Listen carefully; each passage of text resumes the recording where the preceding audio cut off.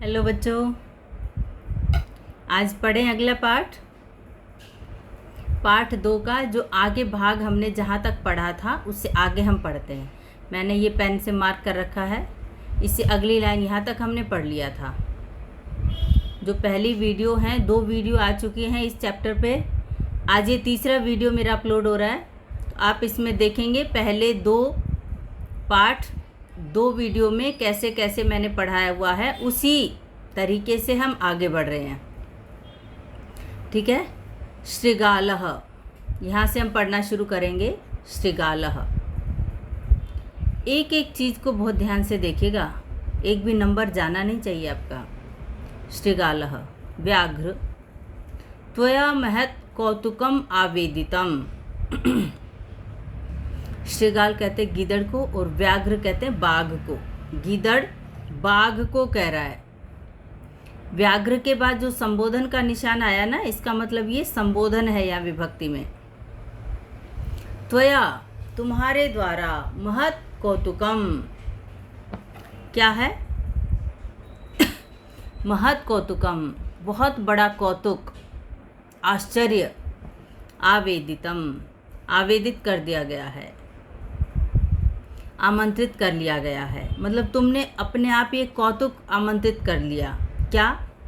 यन मानुषादपि विभेषी। संधि देखिए क्या है, यत मानुषादपि। बहुत सुंदर उदाहरण है आपके व्यंजन संधि के। यहाँ पर पहले तो यहाँ पर देखेंगे यत मानुषाद, पहले को क्या हो गया? त थ द ध न हुआ, इसका मतलब पहले को क्या हो गया? 5वां। ठीक है। अब यहाँ पर पहले को तीसरा हुआ, मानुषात प्लस अपि। त को द हुआ है ना, त थ द, तो यहाँ पर क्या हुआ? त को द, यानी द कौन सा है? तीसरा। अब आपने ये ध्यान रखना है कि तीसरा कब होगा और 5वां कब होगा। दोनों उदाहरण एक ही साथ आपके लिए बहुत अच्छे तरीके से आ गए हैं। पहले को 5वां वहाँ होगा जब उत्तर पद में भी वर्ग का 5वां व्यंजन हो। उत्तर पद में यहाँ 5वां कौन सा है? म होने के कारण, जो कि किसी भी वर्ग का 5वां है, तो पहले को भी 5वां हो गया, त थ द ध न, इसलिए बन गया यन। मानुषात अपि, मानुषात के त को क्या हो गया? द, क्योंकि उत्तर पद में 5वां नहीं है। जब मैंने ये शर्त लिखवाई थी ना आपको पहले भी कि कोई भी स्वर आ जाए या वर्ग का तीसरा या चौथा, यहीं तक बात की थी मैंने। और य, र, ल, व, ह, इनमें से कोई आ जाए, अगर ऐसा कुछ आ जाए तो हम पहले को तीसरा करते हैं, और अगर उत्तर पद में 5वां आ जाए तो हम पहले को 5वां करते हैं। अब देखिए ये दोनों आपको बिल्कुल स्पष्ट हो जाने चाहिए कि आपने किन किन शब्दों का प्रयोग किया। पहले को तीसरा करने की संधि भी यहाँ पर है और पहले को 5वां करने की संधि भी है। ठीक है। अब आगे चलते हैं। यन मानुषादपि विभेषी, त्वया महत् कौतुकम आवेदितम। यहाँ तक एक वाक्य हमारा पूरा होता है। यहाँ पर इसलिए 2 वाक्य समझने जरूरी है। यहाँ पे यत के अनुसार वाक्य को जोड़ दिया गया है। समझना इसलिए जरूरी है कि ये 2 क्रियाएं हैं यहाँ पर, आवेदितम और विभेषी। ठीक है। ये कर्मवाच्य है यहाँ तक, क्योंकि यहाँ कर्ता में तृतीय विभक्ति आई है, इसलिए हम इसको कर्मवाच्य कहेंगे। तो त्वया तुम्हारे द्वारा बहुत बड़ा कौतुक आवेदित कर दिया गया। त प्रत्यय के आधार पर भूतकाल में ये वाच्य बनाया हुआ है। अब यहाँ पर फिर आ गया विभेषी। यहाँ पर फिर इन्होंने कर्तृवाच्य ले लिया, यन मानुषादपि विभेषी। अब यहाँ आपके पास प्रश्न आएगा, देखो ये मैंने अर्थ कर दिया, तुम्हारे द्वारा महत् बहुत बड़ा कौतुक, आश्चर्य, आवेदितम आमंत्रित कर लिया गया। मतलब तुमने आ बैल मुझे मार, अपनी मुसीबत खुद ही अपने गले लगा ली। क्यों? क्योंकि इंसानों से कभी बाघ डरता है क्या? वो तो खुद हिंसक प्राणी है, तो वो तो मनुष्यों को डराता है, और तुम ऐसे हो कि तुम डर कर आ गए, तो तुमने तो मुसीबत को खुद ही आमंत्रित कर लिया। क्यों? अगली बात में यही कह रहा है, यन मानुषाद अपि विभेषी। मानुषाद, यत, की से इस वाक्य को जोड़ दिया, इन दोनों वाक्यों को, दो वाक्य थे यहाँ पर। मानुषाद अपि, मनुष्यों से भी, विभेषी, विभेषी का अर्थ है डर रहे हो। भी धातु से बना है मध्यम पुरुष एक वचन। मध्यम पुरुष का एक वचन है भी धातु। बिभेति, बिभितः, बिभ्यति, ऐसे रूप बनते हैं इसके। अब यहाँ पर क्यों जानना जरूरी है कि ये मध्यम पुरुष की क्रिया है? अब ये मैंने दो वाक्य भी आपको क्यों बताए, क्योंकि आपके पास प्रश्न आ सकता है बिभेषी इति क्रियापदस्य। ये आया प्रश्न, बिभेषी इति क्रियापदस्य, ऐसे इन्वर्टेड कोमाज में आ जाएगा। जो निर्देशानुसार प्रश्न होते हैं ना, वहाँ पर ये प्रश्न आता है निर्देशानुसार। इति क्रियापदस्य, ये क्रियापद है। क्रियापदस्य कर्तृपदम किम, कर्तृपदम किम, कर्ता पद क्या है? अब यहाँ पर कर्ता पद दे नहीं रखा है, इसलिए मैं इस बात पर आपको जोर डाल रही हूँ कि आप यहाँ कर्ता ढूंढेंगे तो आपको मिलने वाला नहीं है, क्योंकि यहाँ दे ही नहीं रखा है। लेकिन प्रश्न में पूछा जा सकता है। क्यों? क्योंकि मध्यम पुरुष की अगर क्रिया आ गई है तो कर्ता अपने आप ही मध्यम पुरुष का आ जाएगा। चाहे यहाँ नहीं दे रखा होगा तब भी टीचर प्रश्न करेंगी कि यहाँ विभेषी इति क्रियापदस्य कर्तृपदम किम। अब मध्यम पुरुष एक वचन का कर्ता क्या है? मेरा वो कर्ता क्रिया संबंध जो मैंने पढ़ा रखा है, वो वीडियो देख लें जिसने नहीं देखा है ये पाठ पढ़ने से पहले। वहाँ पर मध्यम पुरुष का कर्ता त्वम होता है। अब विभेषी का अर्थ क्या है? डर रहे हो। अब डर रहे हो में ही अपने आप तुम उत्तर आ गया, इसलिए इसका कर्ता पद क्या हो जाएगा? त्वम। इस बात का ध्यान रखना है। आगे चलते हैं। अब प्रश्न यहाँ पर क्या बन सकता है? अब त्वया ये पद है, यहाँ पर दिखाई दे रहा है ना त्वया, ये त्वया किसके लिए आया है? ये प्रश्न आ सकता है। त्वया इति पदम कस्मै प्रयुक्तम, त्वया इति पदम कस्मै प्रयुक्तम, किसके लिए प्रयुक्त हुआ? ठीक है, कस्मै प्रयुक्तम में कैसे आप कहेंगे? अब ये जो सर्वनाम पद होते हैं ना, उनको टीचर ये जानना चाहता है, परीक्षक ये जानना चाहता है कि इसने पाठ को ठीक से पढ़ा है या नहीं, इसको पूरी कहानी का ज्ञान है या नहीं। तुम्हारे द्वारा, अब ये व्याघ्र को कह रहा ना तुम्हारे द्वारा, तो ये किसके लिए आया? व्याघ्र के लिए आया। अब बच्चे क्या करते थे? व्याघ्र लिख देंगे, लेकिन आपने क्या लिखना है? व्याघ्राय, क्योंकि कस्मै में प्रश्न है चतुर्थी भक्ति में, तो हम करेंगे व्याघ्राय। चतुर्थी भक्ति में प्रश्न है तो चतुर्थी विभक्ति में ही उत्तर होगा, तो बन जाएगा व्याघ्राय, व्याघ्राय प्रयुक्तम। आगे देखते हैं। व्याघ्रः प्रत्यक्षमेव मया स आत्मपुत्रावेकैकशो माम अत्तुम कलहाय मानव चपेटया प्रहरन्ति दृष्टा। देखिए इसमें ना व्याकरण बहुत अच्छा है, आपको सारा समझना होगा। ये क्या? व्याघ्रः, व्याघ्र क्या कह रहा है? अब उसने कहा था ना, किसने? श्रीगाल ने, कि तुम मनुष्यों से भी डर रहे हो। तुमने तो खुद ही अपने आप को आश्चर्य में डाल लिया और तुमने कौतुक को खुद ही गले लगा लिया। यहाँ पर तुमने क्या देखना था कि तुम तो मनुष्य से डरते ही नहीं हो, तुम तो डराने वाले जीव हो। फिर उसकी स्पष्टीकरण में व्याघ्र क्या कहता है? व्याघ्र ने क्या कहा? प्रत्यक्षम एव मया। अब मया के बाद यहाँ ये क्रिया है, ये कर्ता और ये क्रिया, ये कर्मवाच्य आया है, पूरा एक ही वाक्य है। ठीक है, मया दृष्टा, इसको समझ ले पहले। मेरे द्वारा देखी गई। मेरे द्वारा किसके द्वारा? व्याघ्र के द्वारा। व्याघ्र कह रहा है ना मेरे द्वारा देखी गई। दृष्टा का अर्थ क्या है? देखी गई। दृष्टा क्यों आया? क्योंकि स्त्रीलिंग है, जो देखी गई है वो स्त्री है। प्रत्यक्षम एव, दो पद यहाँ पर अलग हुए। क्या? प्रत्यक्षम। प्रत्यक्षम का अर्थ क्या है? प्रत्यक्षम में भी संधि है, प्रति प्लस अक्षम, ई को यह होता है, यहाँ पर यण संधि है। प्रति अक्षम, आँखों के सामने, यानी प्रत्यक्ष घटना हम क्या कहते हैं? जो आँखों के सामने घटित हो। तो प्रत्यक्षम एव ही, प्रत्यक्ष ही, मया, मेरे द्वारा, क्या, सात्म पुत्रावेकैकशो, सात्म पुत्राव वेकैकशो। ये मैं क्यों लिख रही हूँ आपको, क्योंकि आपने इसको बिल्कुल अलग अलग कर देना है। माम, यहाँ तक अत्तुम,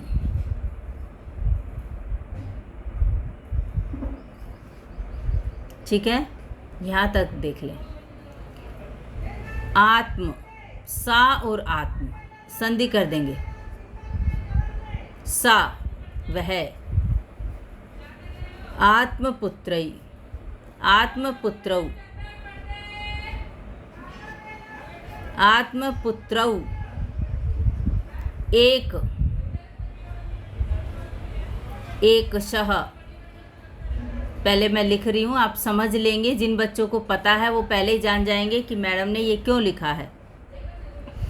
दीर्घ संधि हो गई, आ और आ मिलकर के आ, स आत्मपुत्र, सा आत्मपुत्रौ, आत्मपुत्रौ यानी अपने पुत्रों को। यहाँ पर औ को आव आदेश हुआ। देखो पुत्रौ में जो औ था ये अयादि संधि का नियम है। आपने 9वीं कक्षा में पढ़ा होगा, औ को आ हो जाता है, ए को आए, ओ को आओ, आई को आए, औ को आओ। तो उस नियम के अनुसार यहाँ आव आदेश हुआ, तो आव इसमें जब मिला, देखो पुत्रौ था, पीछे है एक, तो इस औ को हमने क्या कर दिया, आव आदेश। नियम के अनुसार औ को आव आदेश हो गया। आव आदेश हो जाने के कारण क्या बन गया, पुत्राव, पीछे था एक, तो बना ना पुत्रावेक। अब ऐसे बना हुआ, देखो पुत्रावेक। अब एक और एक में ये अगली संधि है, पुत्रौ प्लस एक, ठीक है। एक के का में जो अ है और ए है, इन दोनों को भी अ प्लस ए आई हो जाता है। ये मैंने सबसे पहले जो मूल स्वर कैसे बने होंगे वो भी सिखाया था ना, तो उसमें ये संधि आती है, अ और ए मिलकर के आई बन जाता है, वृद्धि संधि का उदाहरण है। तो जब ये बना था पुत्रावेक, फिर एकशः जब बनाया तो एक प्लस एकशः। अब इसमें यहाँ पर विसर्ग जो थे उसको ओ हो रखा है, तो हम वापस आकर के जब संधि विच्छेद करेंगे तो विसर्ग कर देंगे। क्यों, क्योंकि उत्तर पद में वर्ग का 5वां व्यंजन आ गया, तो तीसरा चौथा पांचवां कोई भी अगर हो तो विसर्ग को ओ हो जाता है। अब संधि करेंगे विच्छेद तो वापस विसर्ग ले आएंगे। तो पुत्राव समझ में आया। पुत्राव में जब व में ए मिला, वो एक का एक है, ए है, और फिर एकैकशः में जो बना वो अ प्लस ए मिल करके ऐक बना, ऐसे बन गई वृद्धि। देखो यहाँ दीर्घ संधि, अयादि संधि और वृद्धि संधि, 3 उदाहरण आगे, और ये विसर्ग संधि, 4 उदाहरण हैं आपके पास। आपने अलग अलग क्यों करना है, आत्मपुत्रौ, कौ आ सकता है, कौ प्रहरन्ति दृष्टा, तो आत्मपुत्रौ, सा लिखने की वहाँ जरूरत नहीं है, आत्मपुत्रौ प्रहरन्ति दृष्टा, एकैकशः। अब हम आते हैं, ये व्याकरणिक नियम मैंने समझाया, अब हम एक एक शब्द पर आते हैं। प्रत्यक्षम, जो आंखों के सामने हुआ, मतलब मेरी आंखों के सामने ही मेरे द्वारा अपने पुत्रों को एकैकशः, एक एक करके, माम अत्तुम, माम का अर्थ है ना अस्मत् शब्द रूप, अहम आवाम वयम, माम वहाँ बनता है द्वितीय विभक्ति में। अत्तुम अधभक्षणे धातु से बनता है, खाने के लिए। अत्तुम में क्या है, अध धातु है, अधभक्षणे, भक्षण के योग में अध धातु। तुमुन प्रत्यय से बन गया अत्तुम। कलहाय मानव, कलह करते हुए को। अब देखिए यहाँ पर कहाँ कहाँ पर आपको द्वितीय विभक्ति दिखाई दे रही है, औ की मात्रा। आत्मपुत्रौ में औ की मात्रा है और कलहाय मानव में भी औ की मात्रा है। इसका मतलब ये दोनों पद जो है, यहाँ वाला ये आत्मपुत्रौ और कलहाय मानव, ये विशेषण विशेष से हो गए।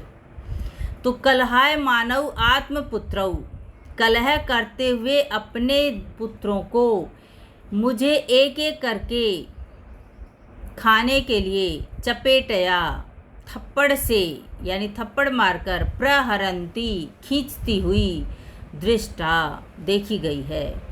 चपेटया ये पहले भी आया ना, ये लाइन पहले भी आई है। चपेटया, चपेटा शब्द स्त्रीलिंग तृतीय एकवचन, थप्पड़ से, प्रहरंती क्षत्रिय प्रत्यय से बना है, प्रहरंती प्र उपसर्ग ह्री धातु क्षत्रिय प्रत्यय प्लस ङीप प्रत्यय। स्त्रीलिंग बनाने के लिए ङीप प्रत्यय ले आए, प्र उपसर्ग ह्री धातु से, प्रहरन बना था पुल्लिंग में प्रहरन और स्त्रीलिंग में प्रहरंती। खींचती हुई, दृष्टा देखी गई। दृष्टा में दृश्य धातु है, त प्रत्यय है, त प्रत्यय से दृष्ट बना और फिर टाप प्रत्यय से स्त्रीलिंग रूप बन गया। अब ये टाप और ङीप दोनों उदाहरण आ गए एक ही वाक्य में। अब आप देखिए कितना यहाँ पर व्याकरण आया। दीर्घ संधि, अयादि संधि, वृद्धि संधि, व्यंजन संधि में विसर्ग संधि आ गई, माम अत्तुम संयोग आ गया, विशेषण विशेष से संबंध आ गया, क्षत्रिय प्रत्यय आ गया और कर्म वाच्य आ गया। तो इन सब की आपको जानकारी होना इसलिए ज़रूरी है कि प्रश्न किसी भी प्रकार से आते हैं। किम कुर्वन्ति दृष्टा, अगर ये प्रश्न आ जाता कि किम कुर्वन्ति सा दृष्टा, क्या करती हुई वह देखी गई, तो आप क्या बताएंगे कि कलहाय मानव आत्मपुत्रौ एकैकशो अत्तुम चपेटया प्रहरन्ति दृष्टा। अब वहाँ पर माम हटा देंगे क्योंकि वो अपने आप में बता रहा है, लेकिन हम तो प्रश्न ये नहीं कह रहे ना किसको देखा, हम ये कह रहे क्या करती हुई देखी गई।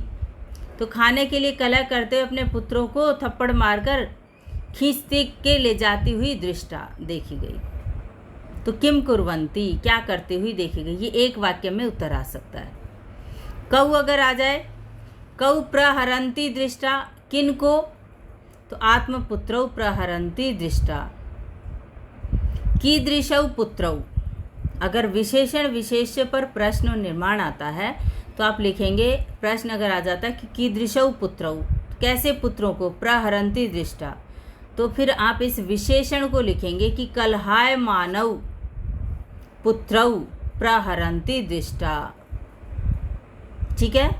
केन दृष्टा, केन दृष्टा में किसके द्वारा देखी गई, बहुत सोच समझ कर उत्तर देना है। इसमें आप जो लिखा है केन का उत्तर आ सकता है मया, लेकिन आप मया नहीं लिख सकते हैं। आपको तो वही बताना पड़ेगा जिसने इसको मेरे लिए शब्द का प्रयोग किया कि मेरे द्वारा देखी गई। तो मेरा कौन है, कि कौन कह रहा है इसमें कि मेरे द्वारा देखी गई, व्याघ्र ने कहा ना कि मेरे द्वारा देखी गई। तो आपको सीधा व्याघ्र में तृतीया विभक्ति लगाकर उत्तर देना होगा। केन दृष्टा, तो व्याघ्रेण दृष्टा, व्याघ्र के द्वारा देखी गई। जम्बूकः, जम्बूक किसे कहते हैं, श्रृगाल का दूसरा नाम है जम्बूकः। स्वामिन, अब किसको स्वामी कहा, व्याघ्र को। स्वामिन यत्र आस्ते सा धूर्ता तत्र गम्यताम, स्वामी को कह रहे हैं स्वामिन यत्र आस्ते। यत्र आस्ते में फिर संधि है, देखिए यत्र दीर्घ संधि है, यत्र प्लस आस्ते, आस धातु, ठीक है, यत्र प्लस आस्ते, जहाँ पर वह है। यत्र आस्ते कहाँ पर है, यत्र आस्ते सा धूर्ता, सा धूर्ता। अब जम्बूक ने उसको ढीठ कहा कि भाई उसकी इतनी हिम्मत हो गई कि वो व्याघ्र को डराने वाली हो गई। यत्र आस्ते जहाँ पर वो है, सा धूर्ता वह ढीठ, तत्र गम्यताम वहाँ चलना चाहिए, वहाँ चला जाए, तत्र गम्यताम वहाँ चलिए। यत्र आस्ते सा धूर्ता तत्र गम्यताम। अब एतत् कथनम कस्य अस्ति, ये प्रश्न आ जाता है, ये कथन किसका है। तो नाटक में बहुत आसान है कि जम्बूक, अगर इस बात के सामने जम्बूक है और ये वाक्य लिखा है तो जम्बूकेन कथितम, केन कथितम जम्बूकेन कथितम या श्रृगालेन कथितम। धूर्ता का विशेषण क्या है, सा, सा धूर्ता। धूर्ता कैसे बना, कौन सा प्रत्यय आया इसमें, धूर्त शब्द से टाप प्रत्यय आकर के स्त्रीलिंग पद बन गया धूर्ता। टाप का आ शेष बचता है और आ इसमें मिल जाएगा, दीर्घ संधि होकर के जुड़ जाएंगे और बनेगा धूर्ता, सा धूर्ता। तत्र गम्यताम, वहाँ जाना चाहिए। व्याघ्र, व्याघ्र ने क्या कहा, तव पुनः तत्र गतस्य सा सम्मुखम अपि ईक्षते यदि तर्हि त्वया अहम हन्तव्यः इति। वो सीधी भाषा में क्या कह रहा है कि तुम्हारे द्वारा वहाँ जाने पर अगर वो तुम्हारे सामने दिख भी जाए ना तो तुम्हारे द्वारा मैं मारा जाऊं या तुम मुझे मार देना। कर्मवाच्य में वाक्य बनाया कि तुम मुझे मार देना अगर वो दिखाई भी दे जाए तो। क्या कह रहा है देखिए, व्याघ्र, जम्बूक ने फिर संबोधित किया, पहले यहाँ स्वामिन कहा और फिर व्याघ्र, दोनों पद आ गए। तव पुनः, तुम्हारे, पुनः फिर, तत्र वहाँ, गतस्य जाए हुए के, गम धातु, ठीक है। कैसे बना गतस्य, गम प्लस त से गता बना और गत शब्द रूप बनने के बाद ये धातु थी, धातु से त प्रत्यय आने पर ये शब्द रूप में परिवर्तित हो गया। अब इसमें षष्ठी विभक्ति आ गई गतस्य। तत्र गतस्य, तुम्हारे वहाँ जाए हुए के, सा वह, सम्मुखम अपि, सम्मुखम अपि ईक्षते, देखिए कैसे बना, सम्मुखम, मुख के सामने उसको कहते हैं सम्मुखम, अपि ईक्षते, ईक्ष धातु का अर्थ होता है देखना, ईक्षते यदि, यदि वह तुम्हारे गए हुए के सामने भी दिखाई दे जाए, तब तुम्हारे, पुनः फिर, तत्र वहाँ, गतस्य जाए हुए के, सा वह, सम्मुखम अपि सामने भी, ईक्षते यदि, यदि दिख जाए, तर्हि तो। यदि और तर्हि देखो मैं अव्यय समझा रही हूँ आपको, जहाँ पर यदि आता ना वहीं पर तर्हि भी जरूर आता है। एक बहुत छोटा सा नियम बताती जा रही हूँ आपको कि यदि परिश्रमम करिष्यसि तर्हि अवश्यमेव सफलः भविष्यसि, यदि परिश्रम करोगे तो अवश्य ही सफल हो जाओगे। तो यदि आएगा वहीं पर क्या आ जाएगा, तर्हि। त्वया, तुम्हारे द्वारा, अहम मैं, हन्तव्यः इति, तुम्हारे द्वारा मैं मारा जाऊं, मारा जाना चाहिए, तुम मुझे मार देना, ये वाक्य है। इसको कर्म वाच्य में बना दिया तो कर्ता में तृतीय विभक्ति आ गई, त्वया, तुम्हारे द्वारा, अहम मैं, हन्तव्यः, हन धातु तव्यत प्रत्यय से बन गया हन्तव्यः, तुम्हारे द्वारा मैं मारा जाना चाहिए, यानी तुम मुझे मार देना इति, ऐसा उसने कहा। व्याघ्र, व्याघ्र ने क्या कहा, यहीं तक हम आज पढ़ेंगे। व्याघ्र, यदि एवं, व्याघ्र शृगाल, यदि त्वं मां मुक्त्वा, शृगाल, व्याघ्र इतना ज़्यादा डरा हुआ है कि अभी भी क्या कह रहा है कि शृगाल, हे गिदड़, यदि त्वं, तुम, माम मुझको, मुक्त्वा, मुंच धातु से बनता है त्वा प्रत्यय, मुक्त्वा छोड़कर, यासी गच्छसि, यासी का पर्याय पद क्या हो जाएगा, गच्छसि, चले जाओगे या चले जाते हो, तदा तब, वेला अपि अवेला स्यात्, वेलाप्यवेला को समझ लें। देखिए वेला दिखाई दे रहा है, वेला में जो आ है उसको हमने अलग कर दिया क्योंकि हमें एक नज़र में सारे नियम, देखिए यहाँ पर आप अलग तब कर सकते हैं जब आपको आधे अक्षर के बाद य दिखाई दे जाए ना, तो उस य को ई में परिवर्तित कर दो।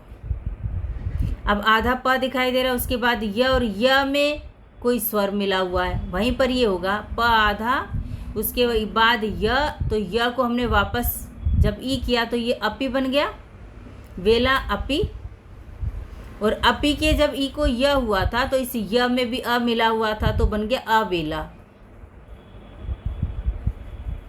अवेला स्यात्। यदि तुम मुझको छोड़कर चले जाते हो तब वेला अपि अवेला स्यात्, वेला कहते समय, समय भी असमय बन जाएगा, यानी फिर क्या फ़ायदा है कि तुम्हारी शर्त मैं तुम्हारे द्वारा मारा जाऊं, उसका समय क्या रहेगा। अगर तुम मुझे अकेले छोड़ गए और मेरे को उसने मार दिया तो तुम्हारी शर्त का क्या है कि समय भी असमय हो जाएगा। यानी शर्त का फिर क्या लाभ है यहाँ पर? वेला कहते हैं समय। अपि अवेला, वेला का विलोम पद बन गया ना। विपर्यय अगर पूछा जाए कि वेला पदस्य विपर्यय पदम किम, तो अवेला। अवेला में समास क्या हो जाएगा? न वेला, समय ही असमय हो जाएगा, समय ही नहीं रहेगा। वेलापि अवेला स्यात्। अब यहाँ पर यदि भी एक अव्यय पद है, तदा भी एक अव्यय पद है, अपि भी इसके अंदर अव्यय पद है। ठीक है, आज यहीं तक पढ़ेंगे। अगली कक्षा में हम इससे अगला पाठ पढ़ेंगे। इस पाठ को इसी प्रकार से तीसरा वीडियो ये मेरा चल रहा है, उसके बाद अगले वीडियो में और उससे अगले में ये पाठ पूरा होगा, उसके बाद मैं इसका अभ्यास करवाऊंगी। थोड़ा थोड़ा इसलिए पढ़ा रही हूँ कि इसमें जितने भी अब तुम्हारे पास नियम आए आप उनको अच्छे से सीख लें, जान जाएं कि कौन सा वाच्य है, क्या संधि आई है, कहाँ तक हमने इसको पढ़ा है। उतने ही अच्छे ढंग से हम इसको आगे पढ़ेंगे। देखिए, मेरे साथ जुड़ कर के आपको बहुत अच्छा लगेगा। क्यों? क्योंकि आप उन शब्दों को व्याकरणिक दृष्टि से देखना सीख जाएंगे। आपने ये नहीं देखना है कि अच्छा इसकी ये हिंदी में रट लूँ, इसका रट्टा लगा दूँ, इसको घोट जाऊँ कि अरे अच्छा इसका ये अर्थ है। नहीं, आप एक एक शब्द पर चलिए, वहीं पर आपके सारे नंबर छुपे हुए हैं। आप अपनी मेहनत से वो तीसरा नेत्र खोलिए जहाँ पर आपको ये शब्द दिखाई देने लग जाएं, और उसके बाद आपके नंबर यहीं पर सारे बिना ढूंढे ही आपको मिलेंगे। अब कितने सारे ऐसे प्रश्न हैं जो आपकी परीक्षा में आने वाले हैं और मैंने आपको बताए हैं। प्रश्न भी पूछ कर मैं इसीलिए आपको बताती हूँ ताकि आपको ये समझ में आ जाए कि इस प्रश्न का मुझे उत्तर अगर दिखाई दे रहा है तो पाठ आपको समझ में आ रहा है। वेलापि किम स्यात्, प्रश्न आ जाए, वेला भी क्या हो जाए? वेलापि अवेला स्यात्। ठीक है। यासी इति क्रियापदस्य कर्तृपदम किम, ये यासी क्रिया का कर्ता पद क्या है? अब यहाँ तो त्वम दे ही रखा है, सीधा सीधा तो आप बोल देंगे त्वम। माम इति पदम कस्मै प्रयुक्तम, ये व्याघ्र कह रहा है ना मुझको, तो व्याघ्राय आ जाएगा, व्याघ्राय प्रयुक्तम। अत्र संबोधन पदम किम अस्ति? श्रृगाल। ऐसे व्याकरणिक दृष्टि से आपने प्रश्न पूछने हैं और इसी तरह से आप आगे पाठ को पढ़ते जाएंगे।